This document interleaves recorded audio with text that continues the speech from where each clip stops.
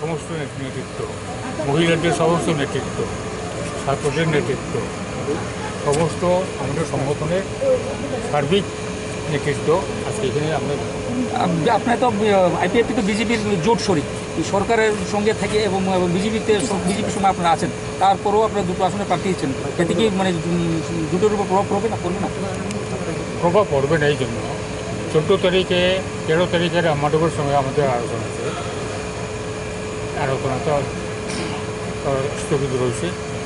তারপর দিন 14 তারিখে বিষ্ণুকর্তের বাড়িতে উভয় পার্টির মিটিং হয়েছে। সেই মিটিংয়ে বিজেপির পক্ষ থেকে বলা হয়েছে, আমাদের প্রস্তাব দেওয়া হয়েছে যে পূর্ব ত্রিপুরা আসনে বন্ধুত্বপূর্ণ লড়াই হোক, সেখানে আমরাও প্রার্থী দিচ্ছি। কিন্তু পশ্চিম ত্রিপুরাতে প্রার্থী না দিলেই ভালো, এখানে তারা আছে। কাজে এই ক্ষেত্রে এখানে সরকারের উপর চাপ পড়বে না পড়বে না তারাই তো বলছে, বিজেপিই বলছে কন্টেস্ট করতে। পূর্ব ত্রিপুরাতে বন্ধুত্বপূর্ণ আসন এবং পশ্চিম ত্রিপুরা প্রার্থী না দেওয়ার কথা বলছে।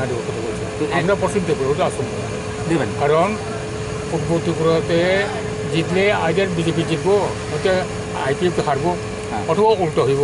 হ্যাঁ, কাজে এখানেও পশ্চিম ত্রিপুরাতেও আমরা প্রার্থী দিলেও আইদের বিজেপি জিতবো, নাহলে আমরা জোটের সরকারের তো আপনি আছেন, আপনি কি তার পরবর্তী সময় কি জোট থেকে সরে যাবেন? এই জন্য কোনো চিন্তাধারা? জোটের সরকার কোনো প্রশ্ন নাই। তার সঙ্গে আমাদের নির্বাচনী প্রক্রিয়ার আগে, বিধানসভা নির্বাচনের প্রক্রিয়ার আগেই আমাদের একটা মেমোরেন্ডাম অফ আন্ডারস্ট্যান্ডিং হয়েছে, এগ্রিমেন্ট হয়েছে। এই এগ্রিমেন্টটা আমরা এখনও অক্ষরে অক্ষরে পালন করি, তারাও করো। ধন্যবাদ। হচ্ছে আমাদের ডিসিশন আইপিএফটি, আমরা 2 কেন্দ্রেই প্রার্থী অলরেডি ডিসিশন করে ছাড়ছে। এখন আমরা কালকে প্রেসের মধ্যে আমার প্রেসিডেন্ট এবং জেনারেল সেক্রেটারি অলরেডি ডিক্লেয়ার দেবে। আজকে বৈঠকে আজকে বৈঠকে ওই নির্বাচন নিয়েই করব আমরা। নির্বাচনে কে কি ধরনের কোন জায়গায় এটা হবে অর্গানাইজ করবে, এটা নিয়ে সমস্ত ডিক্লেয়ার করা হইব।